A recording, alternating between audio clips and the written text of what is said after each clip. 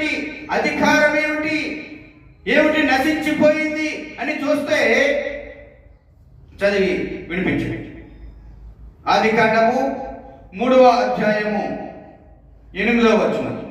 చల్లపూటను ఆదాము అతని భార్యయు తోటలో దేవుడైన యెహోవా సంచరించుచున్న దేవుడైన యెహోవా స్వరము విని దేవుడైన యెహోవా ఎదుటికి రాకుండా తోట చెట్ల మధ్యను దాగుకొనగా.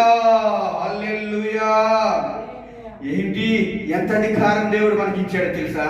చల్లటి పూటలో చక్కగా హాయిగా అక్కడ పార్కులో కూర్చున్నట్టుగా అట్లా మనం ఆ ఏదోల తోటలో కూర్చుంటే ఆయన కూడా అదమా అవా నరా నేను కూడా మీ దగ్గరికి వస్తున్నా, ముగ్గురు కూర్చుందాం, ముగ్గురు కలిసి తిరుగుదాం. హల్లెలూయా.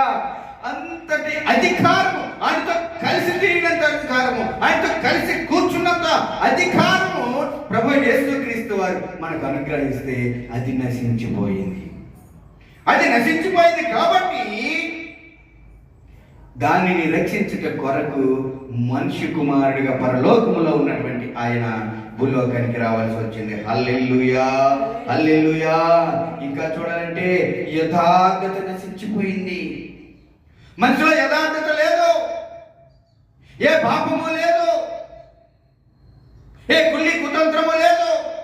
ఒకరిని నాశనం చేయాలి, నేను బాగుపడాలన్నటువంటి ఆలోచన ఏమీ లేదు ఆయన దగ్గర ఉన్నంత వరకు. ఇప్పుడు ఆయన దూరం అయిపోయినటువంటి మనలో ఇది ఉంది అది లేదు అనడానికి కాకుండా అన్నీ ఉన్నాయి కాబట్టి అదంతా నశించిపోయింది. కాబట్టి అది రక్షించడం కొరకు ఆ విధముగా మనల్ని కాపాడట కొరకు ప్రభు అయిన యేసుక్రీస్తు వారు ఈ లోకానికి వచ్చారు. హల్లెలూయా, హల్లెలూయా. మనకు ఆయన ఇచ్చినటువంటి ఆశీర్వాదం నశించిపోయింది. ఆయన ఇచ్చినటువంటి ఆశీర్వాదం నశించిపోయింది. అదే ఆదికాండము 3వ అధ్యాయం 17-19 వరకు చూసినట్లయితే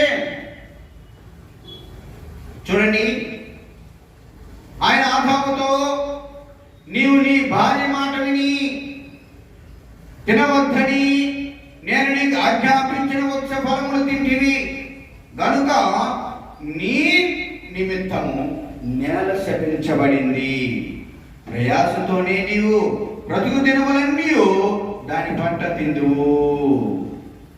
అది ముండ్ల తుప్పలను, గచ్చ పొదలను,